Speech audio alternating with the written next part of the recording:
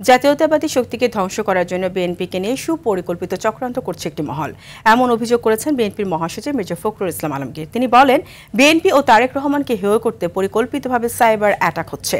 Social media মানুষকে প্রভাবিত করছে উল্লেখ করে তরুণদের সাইবার যুদ্ধের জন্য প্রস্তুতি নেওয়ার আহ্বান জানান বিএনপি মহাসচিব। বিকেলে গুলশানে Tarique Rahman the hope of Bangladesh শীর্ষক বইয়ের মোড়ক উন্মোচন অনুষ্ঠানে এসব কথা বলেন তিনি।